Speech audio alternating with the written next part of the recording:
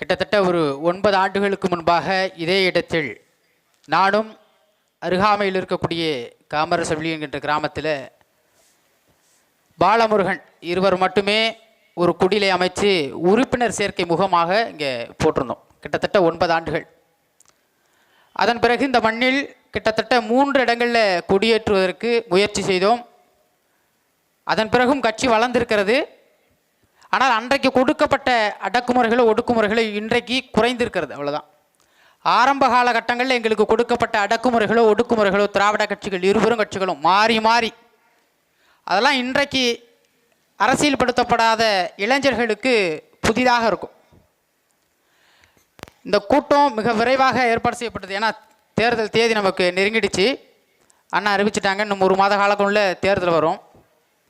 திராவிட ஆட்சியில் திமுகவோ அதிமுகவோ இருப்பவர்கள் எவ்வளவு கொடுக்கலாம், எந்த வீட்டில் எத்தனை ஓட்டுகள் இருக்குது என்று கணக்கெண்ணுவார்கள்.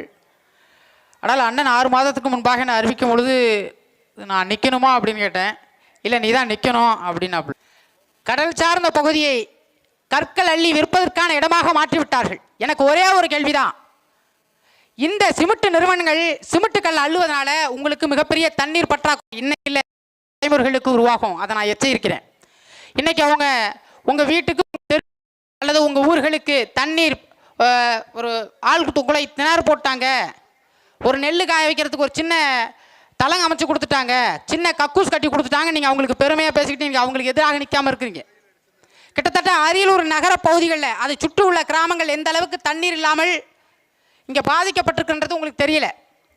சூழ்நிலை ஆளுவர்கள்ட்ட நம்ம பேசும்பொழுது அவங்க பல கட்டமாக சொல்கிறாங்க, இன்னும் 20 ஆண்டுகள், அதிகபட்சமாக இன்னும் 25 ஆண்டுகளில் தமிழ்நாட்டில் 100 கோடி பேர்களுக்கு தான் தண்ணி இருக்கும், அதுக்கு மேலே தண்ணி இருக்காது அப்படின்னு.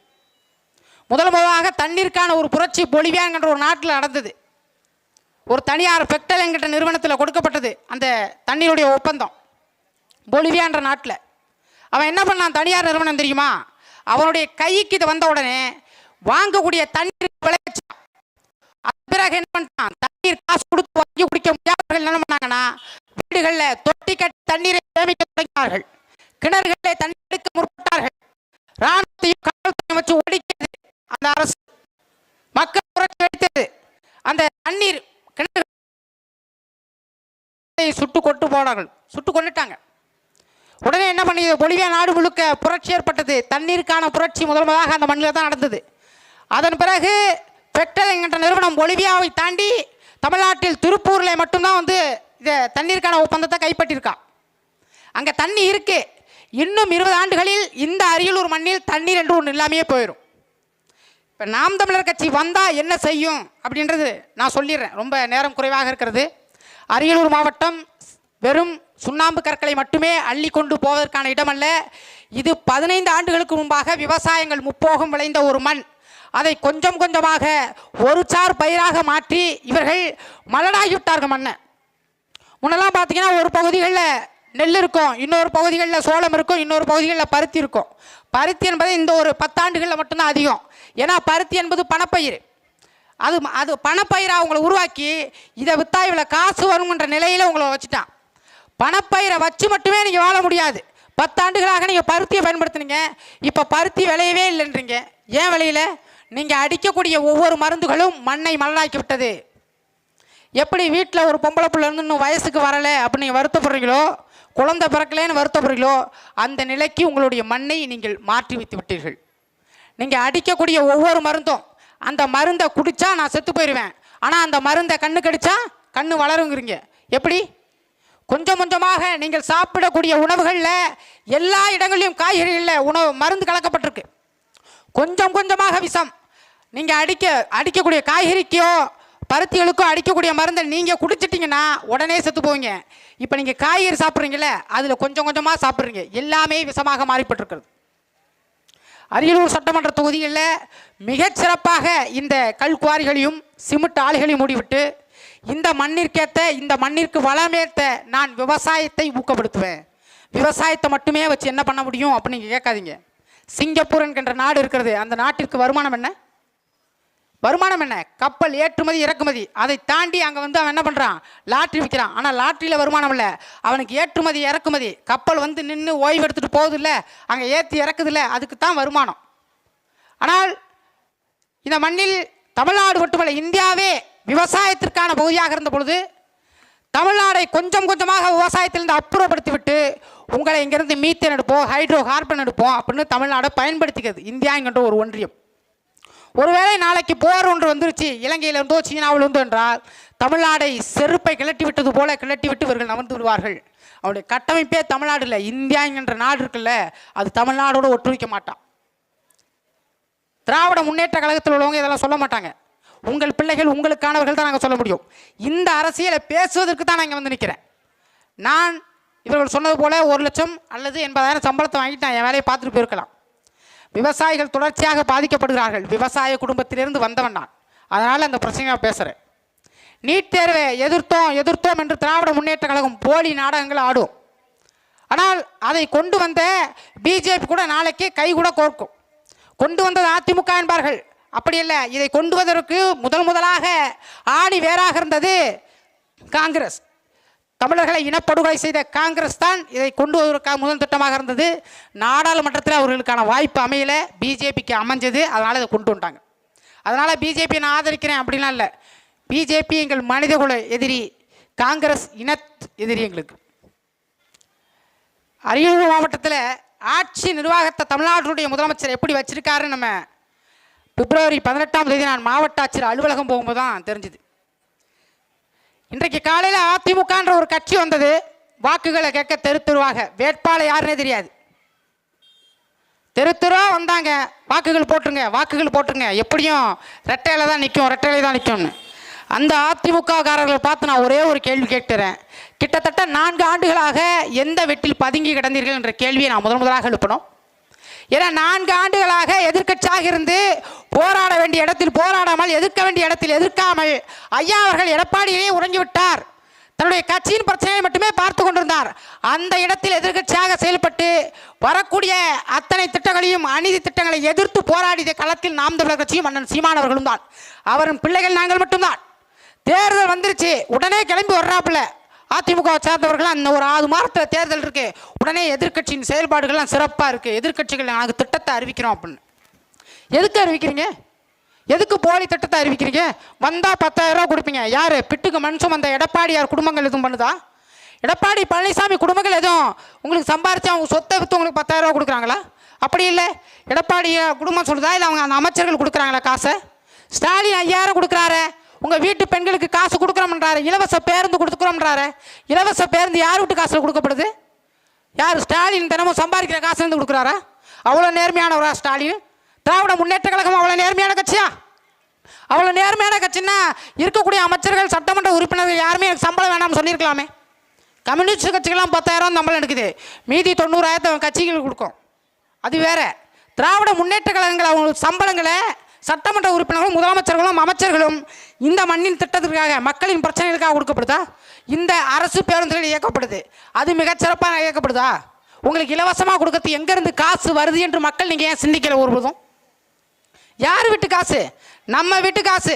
அதை நீங்கள் புரிஞ்சுக்கிறது இல்லை. தேர்தலில் 100 ரூபா கொடுக்குறேன், 200 ரூபா கொடுக்குறேன். யார் வீட்டு காசு? நம்ம வீட்டு காசு தாப்பா. அதை எப்படி வாங்குவான்னு முதல்ல நீங்கள் சிந்திக்கணும். அதிமுக காலில் ஓட்டு கட்டு வந்தாங்க. ஏன் பக்கத்தில் சுண்டகுடின்ற கிராமம் 6 மணிக்கே ஒயின் ஷாப்பில் சரக்கு விற்கப்படுது, ஏன் அதை எடுத்து ஒரு கேள்வி கேட்கல? இதே அருகாமையில் என்னுடைய கிராமம், 1 கிலோமீட்டர் நான் போகணும், சாலை சரியில்லையா? 4 வருஷமாக என்ன பண்ணிருந்தீங்க? அதிமுக எதிர்க்கட்சி தானே, ஏன் உங்களால் செய்ய முடியாதா? திராவிட முன்னேற்ற கழகம் செய்திருக்கலாமே, ஏன் செய்யலை?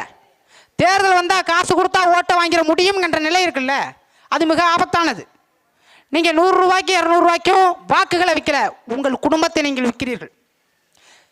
ஒன்றே ஒன்று தான், வெக்கி தலை குனிகிறேன். வேசிக்கு கூட இங்கே விலை இருக்கிறது, விலை மாதருக்கு கூட இங்கே விலை இருக்கிறது. இவ்வளோ ரூபா இருந்தால் தான் உங்க கூட வருவேன்னு விலை மாதர் கூட பேசுவா. ஆனால் நீங்கள் அவன் கொடுக்குற 100க்கும் 200க்கும் நீங்கள் உங்கள் வாக்குகளை விற்றுக்கிட்டு இருக்கீங்க. சிந்தித்து செயல்படுங்க. இது இன்னைக்கு நீங்கள் 100 ரூபா வாங்கிட்டோம், 200 ரூபா வாங்கிட்டோம், இந்த காசை வச்ச மட்டுமே நீங்கள் பிழைத்திட முடியும் நம்புறீங்களா? உங்களால் யாராலையுமே சம்பாதிக்க முடியாதா? 200 500 சம்பாதிக்க முடியாதா? உங்களின் அடுத்த தலைமுறை பிள்ளைகளுக்கு நீர் இருக்காது, சோறு இருக்காது. அதை கொடுக்க யார் வரணும்? இந்த விவசாயி தான் வரணும். அதை உருவாக்க யார் வரணும்? இந்த பிள்ளைகள் தான் வரணும். இன்றைக்கு விவசாய குடும்பத்திலேருந்து வெளியேற்றப்படுறாங்க. யார் வெளியேற்றப்படுறாங்க? விவசாய குடும்பம் படித்து எங்கே பாரு, வெளியே போய் பிளேட்டு கிணாலும் 10,000 சம்பளம் வாங்கினாலும் அங்கே போய் சம்பாரி. எப்படி இருக்கும்னா, கிராமத்தில் பொண்ணு கேட்டோம்னா கொடுத்துட மாட்டாங்க. பக்கத்து ஊர்காரங்களுக்கு கொடுக்கறதில்ல, சொந்தக்காரங்களுக்கு கொடுக்கறதில்ல. என்ன ஒன்று சொல்லுவாங்கன்னா, கஷ்டப்பட்டாலும் கண்ணுக்கு தெரியாமல் கஷ்டப்பட்டுட்டும் பொம்பளை பிள்ளை. கஷ்டப்படும் தெரிஞ்சுதான் பொண்ணு கொடுக்குற பணி. பொண்ணு கொடுக்கணும்னா அவ்வளோ பார்க்குறீங்க மேலே கீழே. நல்ல பையனா, நல்ல ஆளா, எவ்வளோ சம்பாதிக்கிறாப்பில்ல, எவ்வளோ சொத்து இருக்குது. ஆனால் நாடு வந்தால் எவன்ட்ட வேணால் எடுத்து கொடுத்துடலாம். ரோட்டில் போகிறவங்க கூட பொண்ணு தூக்கி கொடுத்துட்டு போயிருவீங்க. ஆனால் நாட்டில் எவன் வந்தாலும் கொடுத்துட்டு போயிருவீங்க. தமிழ்நாட்டுடைய முதலமைச்சர் மு க ஸ்டாலின் அவர்கள் இந்த மண்ணின் மகனா? அவர் இந்த மண்ணினுடைய மகனே இல்லை. அவர் ஆந்திராவை சேர்ந்த ஒருவர். தமிழ்நாட்டின் மண்ணின் மகனா? திராவிட முன்னேற்ற கழகம் திமுகவை சார்ந்த யாராவது சொல்வார்களா? முத்தமிழ் அறிஞர் தமிழை வளர்த்தார், தமிழை அவர் மட்டும்தான் வளர்த்தார் என்று திராவிட முன்னேற்ற கழகம் கிட்டத்தட்ட 50 ஆண்டுகளாக உங்களை ஏமாற்றிக்கிட்டு இருக்கேன். திமுக காரங்கள்ட்ட போய் கேளுங்க, ஸ்டாலின் தமிழரானு. திருவாரூரில் பிறந்தாருன்னு சொல்லுவாங்க, கருணாநிதி தமிழரா? அதை கேள்வி எழுப்பணும். தமிழரா? அவர் இங்கே தான் பிறந்தாரு, ஆனால் அவருடைய பூர்வம் அங்கே இருக்கு, ஆந்திராவில் இருக்கு. இந்த மண்ணை குறித்து துளியும் சிந்திக்காதவர்கள், சிந்திக்க தெரியாதவர்கள் கையில் ஆட்சி அதிகாரத்தை கொடுத்துட்டீங்க. அதிமுக இன்னைக்கு போய் நாடாளுமன்றத்தில் பேசுகிறது, பார்த்தீங்களா திமுக ஆட்சியில் பெண் காவலர்கள் கூட பாதுகாப்பு இல்லை. அது எப்போ நடந்தது? 2020-22 நடந்தது. விருகம்பாக்கத்திலே எங்களுடைய அத்தையார் மதிப்பிற்குரிய கனிமொழி அவர்கள் ஒரு கூட்டத்தில் பங்கேற்கிறாரு. அதே கூட்டத்தில் மருத்துவத்துறை அமைச்சர் மா சுப்பிரமணியம் அவர்கள் பங்கேற்கிறாங்க. பெண் காவலர்களை திமுகவுடைய முக்கிய மாவட்ட பொறுப்பாளர் பாலியல் சிண்டல் செஞ்சுட்டான். நீங்கள் அன்பார்ந்தவர்கள் சிந்திச்சு பாருங்கள். உங்கள் வீட்டில் பொம்பளை பிள்ளை இருக்குது, உங்கள் பொம்பளை பிள்ளை கையை பிடிச்சி இழுத்து இல்லை தப்பாக நடந்துக்கிட்டானா நீங்கள் சும்மா விடுவீங்களா? சும்மா விடுவீங்களா? அல்லது அதை கனிமொழியின் குடும்பத்தில், ஸ்டாலின் குடும்பத்தில் அவங்க பொம்பளை பிள்ளைய கையை பிடிச்சி இழுத்துட முடியுமா? இல்லை தலை குனிஞ்சு தலை நிமிர்ந்து பார்த்துட முடியுமா? பார்த்துட்டு அவங்களை என்னென்ன பண்ணும்? காவல்துறைக்கே பாதுகாப்பு இல்லாத நிலையில் தான் இந்த திராவிட முன்னேற்ற கழகம் ஆட்சி நடத்திக்கிட்டு இருக்கு. இது நடந்து 4 வருஷம் ஆகுது. இன்னைக்கு போய் நாடாளுமன்றத்தில் பேசுறாரு, தமிழ்நாட்டில் பெண்களுக்கே பாதுகாப்பு இல்லை. யார்? அதிமுக ஒரு எம்பி, நாடாளுமன்ற உறுப்பினர். 4 வருஷமா எங்கே போயிருந்தீங்க? எந்த சந்தில் போய் படுத்திருந்தீங்க? இன்னைக்கு ஆட்சியின் அதிகாரத்தை கைப்பற்றணும்னு பேசுறீங்க. உங்களுக்கு வெக்கமா இல்லையா? ஸ்டாலின் அவர்கள் இன்றைய வரைக்கும் நடவடிக்கை எடுக்கலையே.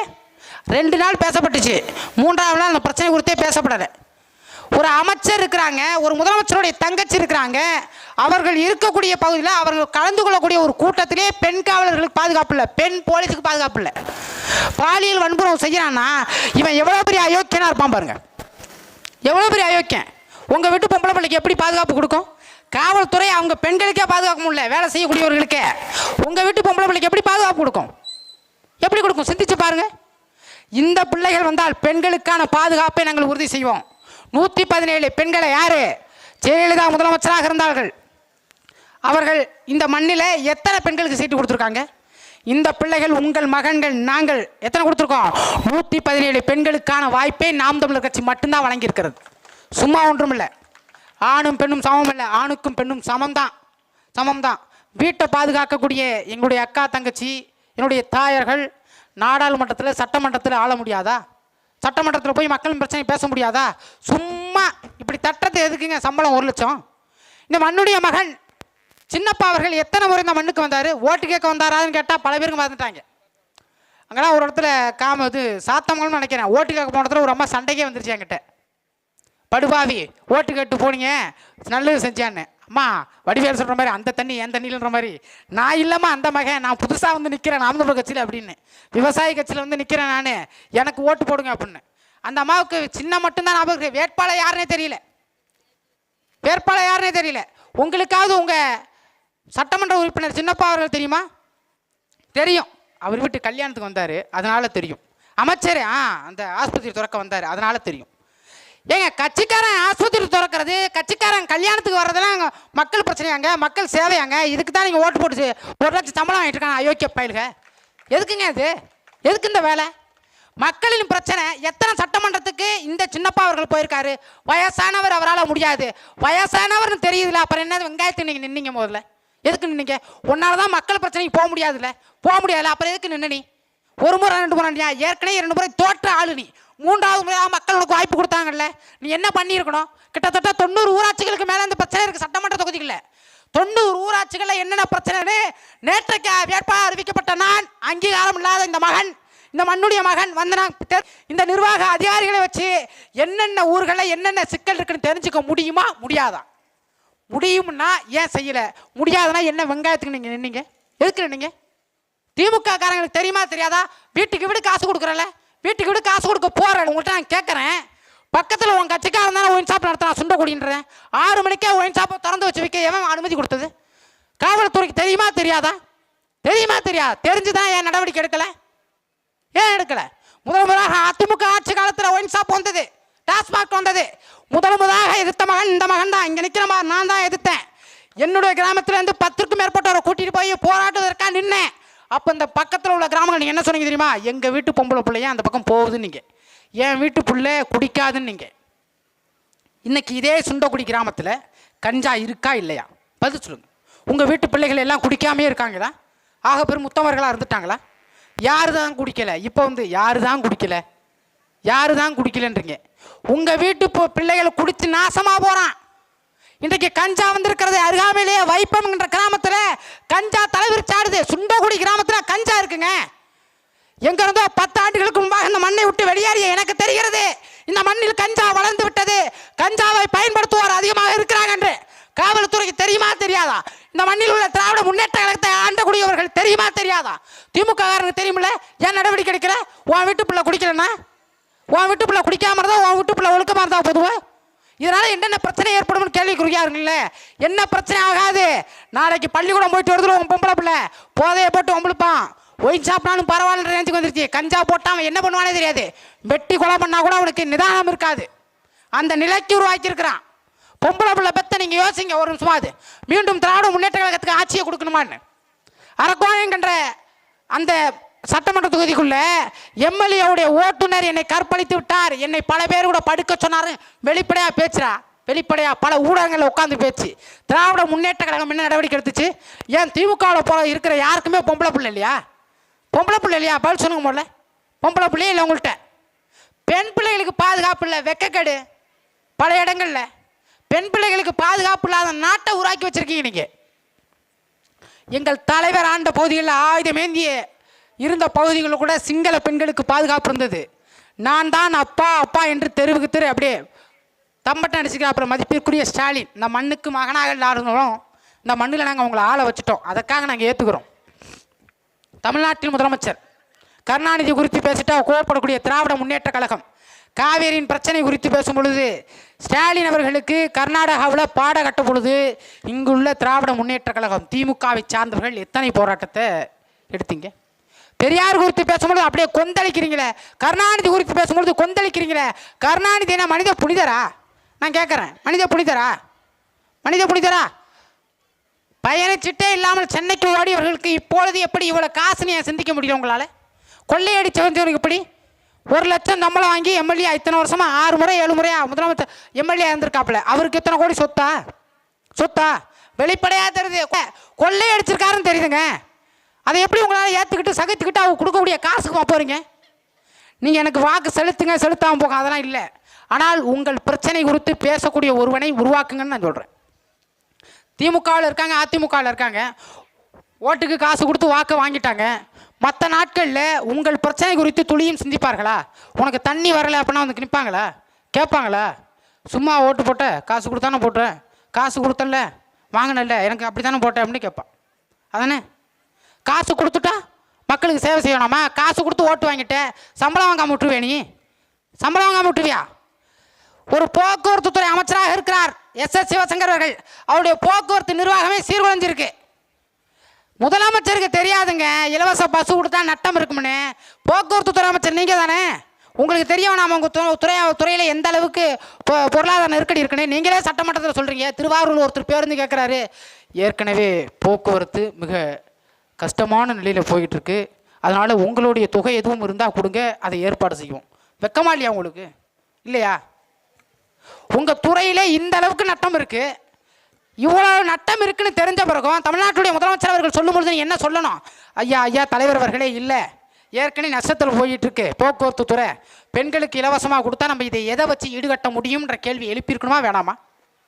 நமக்கு காசு வந்துட்டா நம்ம பொண்டாட்டி புள்ள வாழ்ந்துட்டா போதும்னு திமுகவர்களோ திமுகவுடைய அமைச்சர்களோ முதலமைச்சர்களோ எம்எல்ஏக்களோ எண்ணாதீர்கள். என்றாவது ஒரு நாள் இந்த மண்ணில் புரட்சி ஏற்படும். இலங்கையில் நடந்தது போல இந்த மண்ணை விட்டு ஓடக்கூடிய நிலை உருவாகும். ஸ்டாலினுக்கு பிரச்சனை இல்லை, எதிர்க்கட்சி தலைவராக முதலமைச்சராக இருந்தவர், அவர் பாதுகாப்போடு ஓடிடுவார். நாளைக்கு தண்ணி இல்லைன்னா இங்கே இருக்கக்கூடிய சிமெண்ட் கம்பெனிக்காரன் உங்களுக்கு தண்ணிக்காக வந்து நிற்க மாட்டான். ஒருவேளை இந்த மண்ணில் சிமெண்ட் கற்களை தாண்டி தண்ணீர் இல்லை என்ற சிக்கல் வந்த உடனே அவன் பொட்டி பிடிக்க கிளம்பி அவன் சொந்த ஊருக்கு போயிடுவான். அடுத்து எந்த நாட்டில் தண்ணி இருக்கோ, எந்த நாட்டில் சுண்ணாம்பு கற்கள் இருக்கோ அங்கே போயிடுவான். ஆனால் உங்களுடைய நிலைமை என்னன்னு யோசிச்சுக்கோங்க. தண்ணீருக்காக பேசணுமா, விவசாயத்துக்காக பேசணுமா அப்படின்னு. விவசாயி நட்டத்தில் தான் இருக்கான். நட்டத்தில் வச்சது யாரு? நீங்கள் தான். நீங்கள் நல்ல ஆட்சியாளரை உருவாக்கியிருந்தீங்கன்னா இந்த நிலை இல்லை. எங்கள் ஐயா காமராசர் அவர்களுக்கு மாற்று என்று திராவிட முன்னேற்ற கழகம் வந்தது. காமராசர் அவர்கள் ஆட்சியில் என்ன குறை கண்டுபிடிச்சாங்க இவங்க? காமராசர் அவர்களை தோற்கடித்ததனுடைய விளைவாகத்தான் இன்றைக்கு நீங்கள் சந்திக்கக்கூடிய ஒவ்வொரு சிக்கல்களுக்கும் ஆணிவேர். காமராசர் அவர்கள் நல்லா தான் ஆட்சி ஆண்டாரு. காமராசர் போல ஒருவர் உருவாக்கியிருக்கலாம். இந்த மண்ணில் ஆதி தமிழராக இருக்கக்கூடிய எங்களுடைய தாத்தா கக்கன் போல ஒருவர் இல்லையா? கக்கன் போல போக்குவரத்துறை அமைச்சராக இருந்தார். அவர் முடித்த பிறகு அவர் கையில் எவ்வளோ காசு வச்சிருந்தார்? பொறுப்பு முடிஞ்சோடனே பஸ் ஏறி போனார். இன்றைக்கி போக்குவரத்துறை அமைச்சர் அவர்கள் பொறுப்பு முடிஞ்சோடனே பஸ் ஏறி வீட்டுக்கு வருவாரா? காரில் தானே வருவார். அது எப்படி வந்துச்சு? சிந்திக்க வேண்டாமா? நீங்கள் சிந்திக்க வேண்டாமா? திராவிட முன்னேற்ற கழகங்களையும் அதிமுகவும் திட்டுவதற்கு நாங்கள் வரலை. ஆனால் இவர்கள் செய்திருக்கக்கூடிய ஊழல்கள் இருக்கு இல்லையா, அதை நீங்கள் தெரிஞ்சுக்கணும். இலவசமாக பஸ்ஸு கொடுத்துட்டாங்க. எங்கள் வீட்டு பொண்டாட்டி பிள்ளைகள்லாம் என் மனைவிக்கெல்லாம் 5000 ரூபா ஸ்டாலின் கொடுத்துரு, அவருக்கு தான் ஓட்டு. ஆஹா, பொண்டாட்டிக்கு 5000 ரூபா கொடுக்க முடியாத உனக்கு எதுக்குடா கல்யாணம்? ஏண்டா குடும்ப செலவை பார்க்க வக்கில்ல, நீ எதுக்குடா கல்யாணம் பண்ணுற? பொண்டாட்டிக்கு 5000 ரூபா. ஆஹா ஆஹா, எவ்வளோ பெருமை. தமிழ்நாட்டுடைய கடனே எவ்வளோன்னு தெரியுமா? 10 லட்சம் கோடி கடனே. யார் அடைப்பா? நீங்கள் தான் அடைக்கணும், பிள்ளைகள் தான் அடைக்கணும். வாங்கக்கூடிய தக்காளிகளில் தொடங்கி காலையில் நீ பயன்படுத்துகிற ப்ரெஸ்ஸு அது தொடங்கி உறங்கும் பொழுது போத்துக்கிற போர்வு வரைக்கும் எல்லாவற்றிலையும் ஈஸி இருக்குது. எல்லா இடத்துலையும் வரி இருக்கிறது. நீங்கள் சாப்பிடக்கூடிய தக்காளி பொருட்கள் இருக்கு இல்லையா, அரிசி பருப்பு எண்ணெய் எல்லாத்துலேயுமே இருக்குது வரி. அடுத்து தண்ணி வரி ஏற்றிருப்பான். 5000 ரூபா எங்கள் மனைவிக்கு கொடுத்துட்டாங்க. அன்னைக்கெல்லாம் போட்ட மறுநாள் வாக்கு கேட்டு போயிட்டு இருந்தேன் சாத்தமங்கலத்தில். மறுநாள் வந்து பார்க்குறேன் 5000 ரூபா கொடுத்துட்டாருடி, ஸ்டாலினுக்கு தான் ஓட்டு போடணும். எடப்பாடி என்ன நம்ம கடனை அடைச்சிருவாரா, லோனெல்லாம் அடைச்சிருவா, தங்க கடனெல்லாம் அடைச்சிருவாரா அப்படின்னு. ஆஹா, என்ன ஒரு பெரும்பான்மை என் மக்களுக்கு. 5000 ரூபா கொடுத்துட்டாங்க, எவ்வளோ பெருமையாக என்றாங்க பாருங்க. தமிழ்நாட்டில் 10 லட்சம் கோடி கடன் இருக்குமா? அது குறித்து சிந்திக்குமா? உங்களுக்கு 5000 ரூபா காலையில் ஸ்டாலின் போட்டு சாயங்காலம் கரண்ட் பில் ஏற்றி விட்டாப்புல. அது உங்களுக்கு தெரில. மாதம் இறுதியில் 150 ரூபானா நீ 250 ரூபா அங்கே போய் கரண்ட் பில் கட்டணும். அன்னைக்கு தெரியும். காலைல 10 மணிக்கு தொடங்கினா நைட்டு 11 மணி வரைக்கும் சீரியலை பார்க்காதீங்க. இந்த பிள்ளைகள் நாங்கள் அரசியல் பண்ணிட்டு இருக்கோம். எங்களை போன்றவர்களை செய்திகளை தேடுங்க, ஊடகங்களை காட்ட மாட்டாங்க. இதுபோல் நாங்கள் ஏதோ பிச்சை எடுத்து பேசுகிறோம். இவ்வளோ பிரச்சனைகள் இருக்குது, திமுக அதிமுக அப்படி கொள்ளையடிச்சிருக்குன்னு பேசுகிறோம். தெரிஞ்சுக்குங்க. 5000 ரூபா கொடுக்குறாங்க. ஆஹா, 5000 ரூபா கொடுக்குறாங்க. சரி, நாளைக்கு உங்கள் வீட்டு பொம்பளை பிள்ளைய கற்பழிச்சு கொலை பண்ணிட்டு போயிட்டானா என்ன பண்ணுவீங்க? இந்த 5000 வச்சு சமாளிச்சிட முடியுமா? காவல் நிலையத்தில் கம்ப்ளைண்ட் கொடுக்க போனால் எவ்வளோ காசு கேட்பாங்க தெரியுமா? பொதுவாக கேட்குறேன். நான் காவல்துறை விமர்சிக்கணும்லாம் இல்லை, பொதுவாக கேட்குறேன். ஏன்னா அயோக்கிய பேர் கோடி கோடியாக கொள்ளையடிக்கிறாங்க. என் அண்ணன் தம்பி 1000 ரூபா கை நீட்டி வாங்கிட்டாங்கன்னா பெரிய சிக்கலம். பார்த்தியா காவல்துறை எப்படி காசு வாங்கலாம் அப்படின்னு. எப்படி வாங்கலாம் காவல்துறை? எப்படி 200 வாங்கலாம் ஹெல்மெட்டு போடணும்? இவன் ஹெல்மெட் போட மாட்டான். போய் ஃபைன் 10,000 போட்டால் பார்த்தியா 10,000 ரூபா பிடுங்குறாப்புல. அவ்வளோதான் கடனானு கேட்பான். இந்த மண்ணில் 1000 சிக்கல்கள் இருக்கிறது அன்பார்ந்தவர்களே. இந்த மண்ணில் இது மட்டும் சிக்கல் இல்லை, இன்னும் ஏகப்பட்ட சிக்கல்கள் இருக்குது. தேர்தல் நேரத்தில் வரைவுன்னு ஒன்று ரெடி பண்ணி வச்சுருக்கேன். ஒவ்வொரு ஒன்றியத்திற்கும் சிறப்பான வரைவு. இந்த மகன் என்னை நீங்கள் கைவிட்டீங்கன்னா வேறு உங்கள் பிரச்சனை குறித்து சட்டமன்றத்தில் பேசுவதற்கு ஒரு ஆள் இல்லை.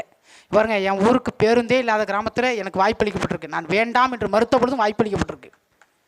வேண்டாம் என்று மறுத்த பொழுதும் வாய்ப்பளிக்கப்பட்டிருக்கு. எனக்கு அதிகபட்சம் ஒரு ஊராட்சி மன்ற தலைவராக போதாதா? நான் அந்த கனவு கூட இல்லை. அந்த கனவு கூட எனக்கு கிடையாது. கடைசி வரை தமிழ் தேசியத்திற்காக கடைசி வரை உழைத்தே செத்து போவோம். இந்த பிள்ளைகளுக்கான அரசியலை செய்வோம்.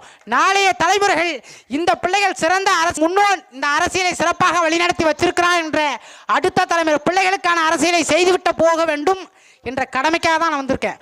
1 லட்சம் எம்எல்ஏ ஆகி 1 லட்சம் சம்பாதிக்க நான் வரலம்மா. உங்களை மாதிரி 5000 ரூபா கொடுத்துட்டா ஸ்டாலினுக்கு ஓட்டு, 10,000 ரூபா கொடுத்துட்டா எடப்பாடிக்கு ஓட்டு போட நான் வரலை. கத்தி கத்தி நடுத்தருவிலே செத்து போனாலும் சரி.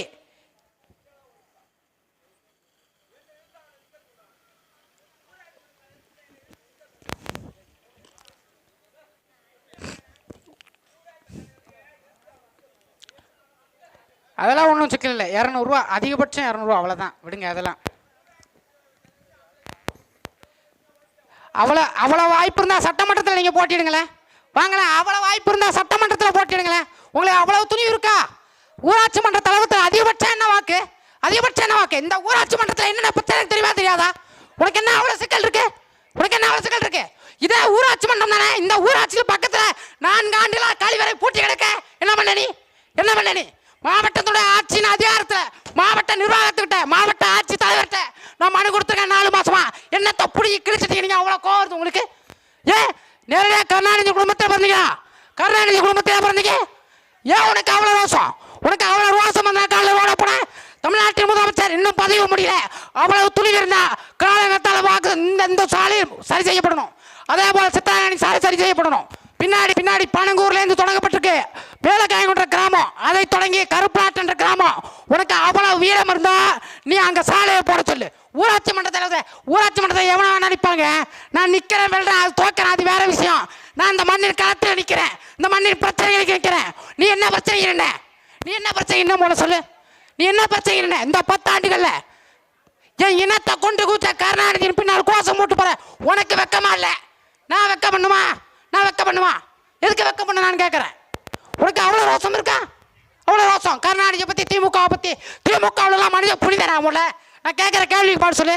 அரக்கோணத்தில் எம்எல்ஏவுடைய டிரைவர் கற்பழித்தானா இல்லையா? அந்த வேலையை பார்த்தானா இல்லையா? என்ன அடிக்க சொன்னேன்?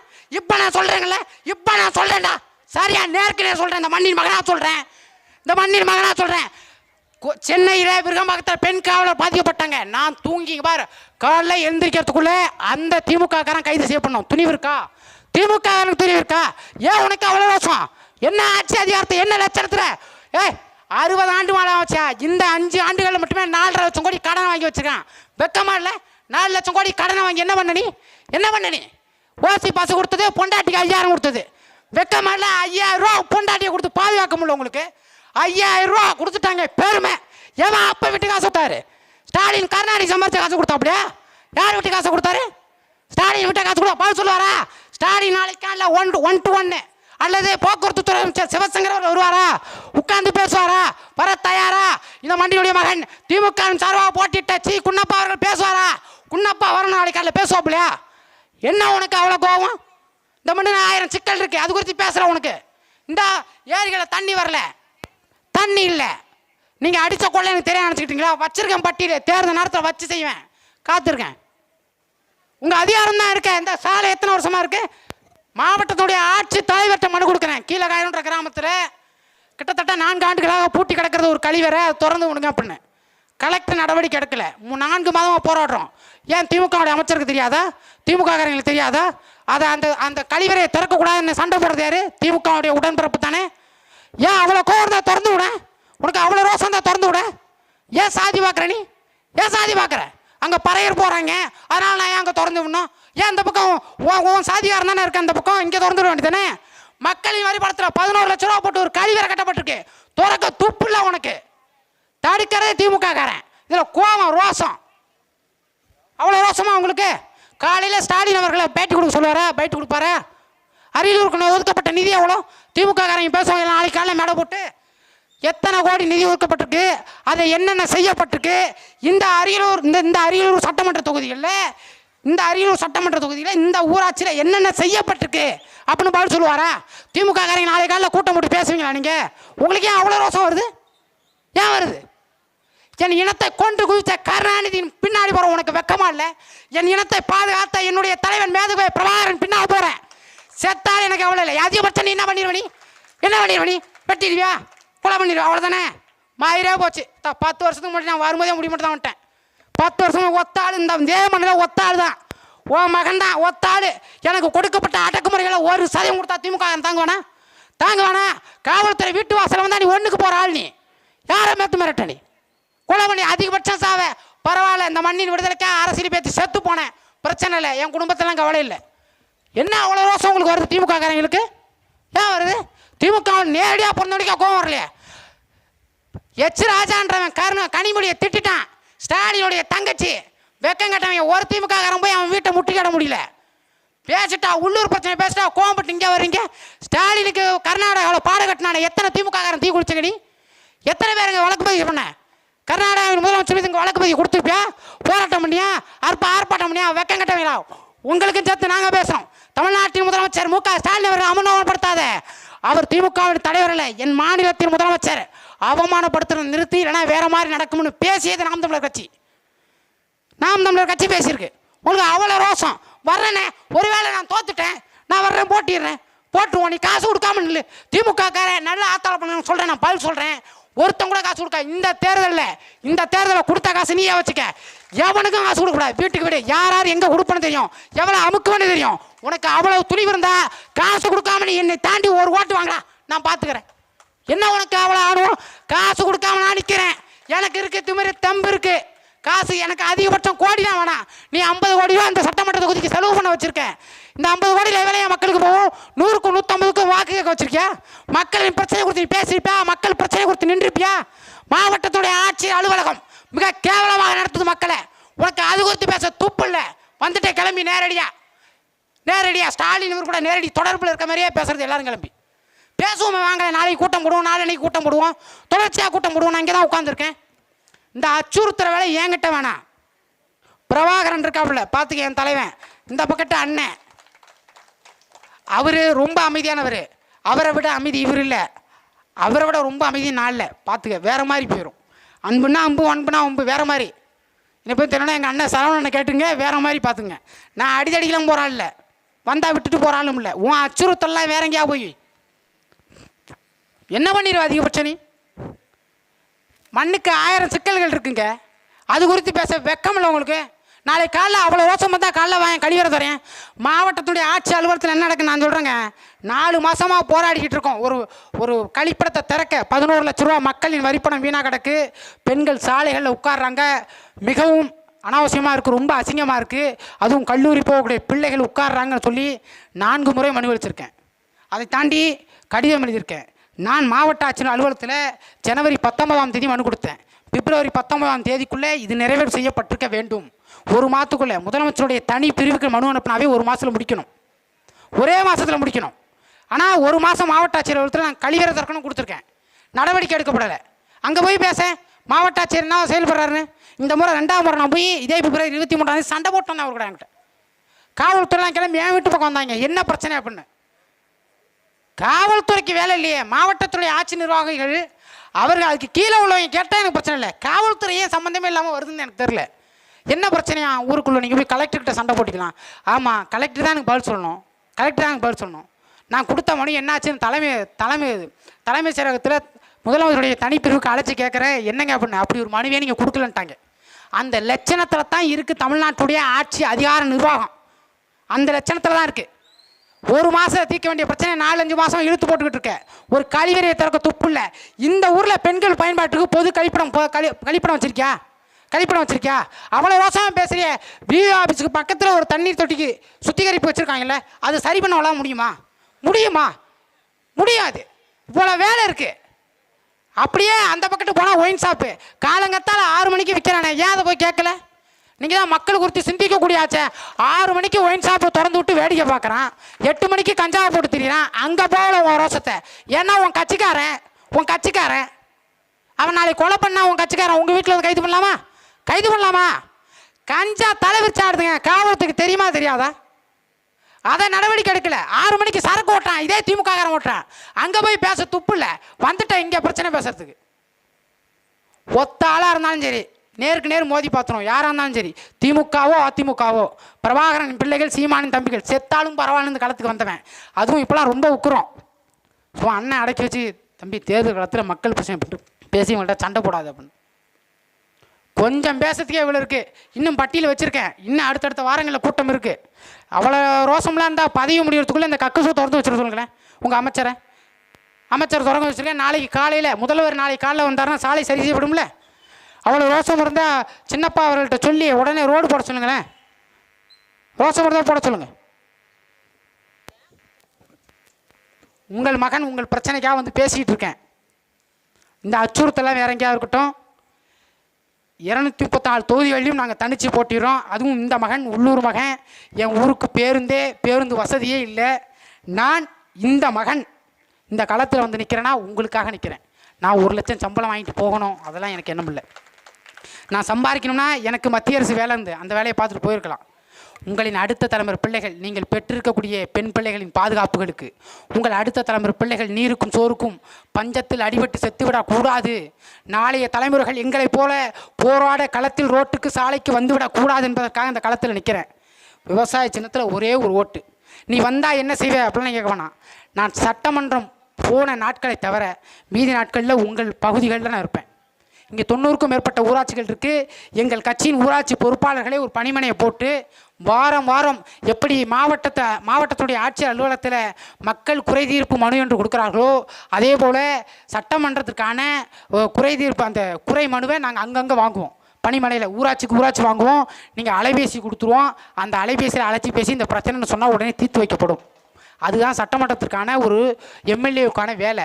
அந்த வேலையை பார்க்காம என் வீட்டு கல்யாணத்துக்கு வந்தார், என் வீட்டு காதுகாத்துக்கு வந்தார், என் பொண்ணு வயசுக்கு வந்தாருன்ற கதெல்லாம் அதெல்லாம் வேலை இல்லை. 1 லட்சம் அதுக்கு சம்பளம் உங்கள் வரிபணத்தில் எடுத்து கொடுக்கல. உன் பிரச்சனைனா நள்ளிரவாக இருந்தாலும் வரணும். அவன் மக்களுக்கான தவன், அவன் மக்களுக்கானவன். உங்களுக்கு பிரச்சனைனா நான் வருவேன், நான் மக்களுக்கானவன். நான் உங்கள்கிட்டருந்து உங்கள் மகன் யாருங்க நிற்கிறா? உங்கள் மருமகன் நிற்கிறேன், உங்கள் மகன் நிற்கிறேன், உங்கள் பேரை நிற்கிறேன். எனக்கு வாக்கு செலுத்தாமல் நீங்கள் யாருக்கு செலுத்த போகிறீங்க? திராவிட முன்னேற்ற கழகத்தையே செலுத்துங்க, செலுத்துங்க. அதிமுகவே செலுத்துங்க, செலுத்துங்க. நாளைய தலைமுறை பிள்ளைகள் உங்களை நோக்கி வரும். எங்கே? இதே சுடுகாட்டுக்கு வரும். நாடை நாசமாக்கி விட்டு போனது நீங்கள் தான் அப்படின்னு செருப்பு மாலையோடு வந்து போட்டுவாங்க. மிக மோசமாக போய் கொண்டிருக்கு. இன்றைக்கி 10 லட்சம் கோடி. இதை அடைப்பதற்கு என்ன வழின்னு ஒரு பொழுதும் இல்லை உங்கள்கிட்ட. அதுக்கான திட்டங்களே இல்லை. கடனை வாங்கி ஓசியில் உங்களுக்கு எல்லாத்தையும் கொடுத்துட்டு 5000 10,000 காசை கொடுத்துட்டு அவங்க எந்த அளவுக்கு கொள்ளையடிக்குமோ கொள்ளையடிச்சிட்டு ஓடிடுவாங்க. நடுத்தெருவில் நாளைக்கு தண்ணிக்கும் சோறுக்கும் நீருக்கும் சம்மந்தமில்லை. நீ கிடக்க போகிற, சாக போகிற. அன்னைக்கு நான் இருந்தால் நான் வருவேன். இந்த இந்த இந்த பிள்ளைகளின் பின்னால் அரசியல் நோக்கி வரக்கூடிய பிள்ளைகள் வருவார்கள். அதுதான் இன்னும் விரைவில் அந்தந்த பகுதிகளுக்கான சிக்கலை நான் வச்சுருக்கேன். உங்களை வீடு வீடாக வந்து சந்திக்கிறேன். இந்த மகனுக்கு நேரம் இல்லை. விவசாய சின்னத்தில் வாக்கு செலுத்துங்க, கத்த விடாதீங்க. 15 வருஷம் ஆயிடுச்சு. இந்த தேர்தல் வர்றாங்க புதுசாக மாற்று அப்படின்னு. 2019 எங்கள் அண்ணன் கமல் வந்தது போல் எங்கள் அண்ணன் விஜய் அவர்கள் வரார். நல்ல வேலை கூட்டணி அமைக்கலை. ஏன் அப்படின்னா, இடைத்தேர்தல் விக்கிரவாண்டி இடைத்தேர்தல் ஒன்று நடந்துச்சு. அந்த தேர்தலில் பரப்புரை முடிச்சுட்டு நானும் அண்ணன் சரவணன் அவர்களும் அரைக்கு ஓய்வு எடுக்க போயிருந்தோம். காலைல 5 அதெல்லாம் நீங்கள் வயலுக்குனாலும் 6 மணிக்கு போவீங்க, நாங்கள் 5 மணிக்கே கிளம்பிடுறது. ஏன்னா திமுக 7 மணிக்கெல்லாம் எல்லாத்தையும் வண்டி கட்டி கொண்டு போய் ஒரு ஊரில் உட்கார வச்சிடுறது. அதனால் 5 மணிக்கே கிளம்பி வாக்கு கேட்க போயிட்டு ஒரு 12 ஒரு 2:30 மணிக்கு மேலே சாப்பிட்டுட்டு ஒரு அரை மணி நேரம் ஓய்வு. அது திரும்ப கூட்டம் வாக்கு கேட்க போனோம்னு போய் உட்காரும் பொழுது விக்கிரவாண்டியினுடைய அறையில் உட்காந்து நாங்கள் பேசிக்கிட்டு இருந்தோம். அதை இன்றைக்கி சொல்ல முடியாது. ஏன்னா அந்த அளவுக்கு சிரிப்பு. நாங்கள் தமிழக வெற்றிக் கழகம் ஆட்சி கைப்பற்றினாலோ கட்சி தொடங்கினாலோ பரப்புரை மேற்கொண்டாலோ என்ன நடக்கும் என்பதை நாங்கள் அப்பயே கணிச்சிட்டோம். கட்சி தொடங்கின 1 வருஷத்தையே கணிச்சிட்டோம். ஏன்னா நாங்கள் அப்போ பேசியதை விட மிக மோசமாக தான் தமிழக வெற்றிக் கழகம்ன்ற ஒரு கட்சி நடந்துக்கிட்டு இருக்கு. இவங்கெல்லாம் விசிலடிச்சாங்க குஞ்சுகள் ஒரு பொழுதும் இவங்க சமாளிக்கவே முடியாதுங்கிறது எங்களுக்கு தெரியும். அன்னைக்கே பேசியிருந்தோம். அதான் நிலை. அன்பிற்கினிய உறவுகள், உங்களுக்கு 1000 கொடுக்கா 2000 கொடுக்கா மருத்துவ ரொம்ப பெருமைப்படுறீங்களே, அது யார் வீட்டு காசுன்னு எடுத்து கொடுத்தாங்க தெரியுமா? இந்த பஸ் ஓட்டுறாருல, அந்த டிக்கெட் கொடுக்குறாருல, அவருக்கு பணி வேலை முடிச்சு போனால் ஓய்வூதியம்னு ஒரு காசு கொடுப்பான். அந்த காசை 3000 கோடி எடுத்து இலவசத்துக்கு கொடுத்தான். யார்? அந்த பஸ் ஓட்டுறாருல, அவருக்கும் டிக்கெட் கொடுக்குறாங்களே, அவருக்கும் வேலை முடிஞ்சு பென்ஷன் காசுன்னு ஒன்று கொடுக்கணும். ஓய்வூதியம் இன்னும் இருக்குது. அந்த காசை தூக்கி அரசு இலவசத்தில் போட்டுருச்சு. அதனால் அந்த மாதிரி பெரியவர்கள் என்ன பண்ணாங்க, பொம்பளை பிள்ளைக்கு கல்யாணம் பண்ணணும், பையனுக்கு கல்யாணம் பண்ணணும் சொல்லி வட்டிக்கு கடன் வாங்கி வட்டி கட்ட முடியாமல் பல பேர் செத்தான். அந்த அந்த அந்த காசில் தான் நீங்கள் உங்கள் பொண்டாட்டி பிள்ளை கூட பொங்கல் காசை கொண்டாடுறீங்க. 5000 கொடுத்தாலும் பெருமை பேசுறீங்க. அவங்க உழைக்கிறாங்கல்ல, அவங்களுக்கு பிஎஃப்னு ஒரு காசை பிடிச்சிருப்பாங்க, அந்த காசை தூக்கி தான் கொடுத்தாங்க. ஆனால் சிந்திச்சு செயல்படுங்க. அரசுக்கு வருமானம் ஒயின்ஷாப் மட்டும்தான். வருமானத்துக்கான வழி இல்லை. என்கிட்ட வருமானத்துக்கான வழி இல்லை. ஆனால் என்கிட்டருந்து காசு உனக்கு நான் தினமும் 1000 கொடுக்குறேன் 2000 கொடுக்குறோம்னா நான் எங்கேயோ திருடுறேன்னு பொருள். அரசு அதை செய்யுதுன்னா அரசு எங்கிருந்தோ மக்கள் வரிப்பணத்தை கொள்ளையடித்து உங்களுக்கு கொடுக்குறார்கள். முன்னெல்லாம் ஓட்டுக்கு 100 200 500 கொடுத்துருந்தான். இப்போ அரசே இலவசம்னு அறிவிச்சிட்டான். ஐயா வந்தாருன்னா 10,000, அப்பா வந்தாருன்னா 5000ன்னு. அதை அரசே அறிவிச்சிருச்சுன்னா காசாக கொடுத்துச்சுன்னா பிரச்சனை இல்லைல்ல. தேர்தல் நேரத்தில் காசு கொடுத்தலாம் மாட்டாங்க. ஏன்னா இப்பயே கொடுத்துறாங்க தேர்தலுக்கு முன்னாடி. அன்பிற்கினிய உறவுகள், உங்கள் மகன் உங்கள் மருமகன் நிற்கிறேன். உங்ககிட்ட பொண்ணு கேட்கல, பொருள் கேட்கல, உங்கள் வீடு கூடலாம் நான் எழுதி கொடுன்னு கேட்கல. உங்கள் பொண்ணை கூட பார்த்து கொடுக்குறீங்க, நல்லவராக இருப்பாரா, மாப்பிள்ளை குடிப்பாரா, 2 மாதம் அவன் சேவ் பண்ணிட்டு அப்படி குடிக்காமல் இருப்பான், அவனுக்கு பொண்ணை கொடுத்துருவீங்க. ஆஹா பிரமாதமான மாப்பிள்ளை, அவருக்கு தான் கொடுப்போம்னு. அப்புறம் பார்த்தா 3 மாதத்துக்கு அப்புறம் அவன் கஞ்சா போட்டுக்கிட்டு இருப்பான். அதெல்லாம் கண்ணுக்கு தெரியாமல் கஷ்டப்படுறது இருக்கட்டும். இந்த மகன் எனக்கு வாக்கு செலுத்துங்க, நல்ல மகன் நான் இருக்கிறேன். 15 வருஷமாக அந்த காலத்தில் இருக்கோம், 10 வருஷமாக நான் இங்கே இருக்கேன். இந்த மக்களின் பிரச்சனைகளை எல்லா இடத்துலையும் தமிழ்நாடு முழுக்க பேசிக்கிட்டு இருக்கோம். இந்த மகன் காலத்தில் என்கிட்ட நீங்கள் அதிகாரத்தை கொடுத்தீங்கன்னா, முன்ன சொன்ன போல உங்களில் ஒருவனா, உங்களின் பிரச்சனைகளுக்கு உரியவனா நான் இருப்பேன், உங்கள் பிரச்சனைகளை தீர்த்து வைப்பேன். வாய்ப்பளித்த உள்ளங்களுக்கு நன்றி. மறந்துடாதீங்க, விவசாய சின்னம் திராவிட முன்னேற்ற கழகங்களும் அதிமுகவும் திராணி இருந்தால் தெம்பு இருந்தால் நான் சொன்னதெல்லாம் நிறைவேற்றிட்டு நாளைக்கோ நாளன்னைக்கோ கூட்டம் போடுங்க. அடுத்த வாரம் ஒரு கூட்டம் இருக்குது, இனி வாரம் கூட்டம் இருக்குது. எல்லா ஊரும் கிளம்பி வாங்க, நான் கூட்டம் போடுறேன்லாம் சொல்கிறேன். அங்கே பேசிக்குவோம் பஞ்சாயத்து. ஊருக்கு ஒரு வம்பு, நாங்கள் வம்புலுக்கல, நீங்கள் பண்ணலை அதை சொல்கிறோம். மக்கள் காலத்தில் சொல்லும்போது உங்களுக்கு கோவம் வருது. ஸ்டாலினுக்கே கோவம் வராது, எங்கள் அத்தை கனிமொழிக்கே கோவம் வராது, எங்கள் அண்ணன் உதயநிதிக்கே கோவம் வராது, உங்களுக்கு ஏன் கோவம் வரும்னு தெரில. அவசரப்பட்டு ஜெயிலுக்கு போகாதீங்க. நாங்கள்லாம் ஜெயிலுக்கு போயிட்டு பரவாயில்ல, நாங்கள்லாம் ஜெயிலுக்கு போனால் புத்தகம் படிப்போம். நீங்கள் போனால் புலம்பி போயிடுவீங்க. ஜெயில் அந்தளவுக்கு இருக்கும். இப்போ பாருங்க, புரட்சியாளர்களை செதுக்கும் காவாலி பே களவாணி பேல ஒழிச்சு விட்ருவோம் சிறைச்சாலை. உங்களை மதிக்கவே மாட்டாங்க. நாங்கள் சிறைக்கு போனால் அப்படி கம்பீரமாக அப்படியா வாங்க போவோம், அப்படியா என்ன வேலை அப்படியே பார்த்துட்டு உட்காந்து புத்தகம் படிச்சுட்டு அடுத்து தயாராகி வருவோம். அடுத்த கூட்டத்தில் சந்திப்போம். அடுத்த கூட்டம் எங்கண்ணே? செம்பியங்குடியில் அடுத்த கூட்டம் வச்சுருக்கோம். உறவுகள் வாய்ப்புள்ளவங்க வாங்க. இங்கே எனக்கு குறைவு தான் கூட்டம், அதனால் எனக்கு இல்லை, என் சொந்த பந்தங்கள் வந்திருக்கீங்க, இது போதும். ஏன்னா இந்த ஊருக்கான பிரச்சனைகளை பேசணுன்றதுக்காக தான் வந்தேன். இல்லைன்னா அருகாமையில் சுண்டக்குடியில் தான் இந்த கூட்டம் போடணும்னு இருந்தது. இந்த பிரச்சனை, இந்த ஊராட்சியின் பிரச்சனை முதல்ல பேசணும். அது இல்லாமல் என்னுடைய சொந்த ஊராட்சின்றால இங்கேருந்து நான் தொடங்கணும். வேட்பாளருடைய முதல் பரப்புரை நான் இங்கேருந்து தொடங்கிட்டேன். என் சொந்த ஊர்லேருந்து தொடங்குறேன். பெல்ட்ரேன் தோக்குறேன், அதெல்லாம் அடுத்த வட்டம். என் சொந்த ஊர்லேருந்து நான் தொடங்கணும் அப்படின்றத வச்சுருக்கேன். உங்கள் மருமகன் உங்கள் மண்ணிலேருந்து நான் தொடங்கியிருக்கேன். ஊர் பேர் கெட்டு போங்கன்றதை பார்த்தாவது நீ வாக்கு செலுத்துங்க. உங்களுக்காக நான் களத்து நிற்பேன்.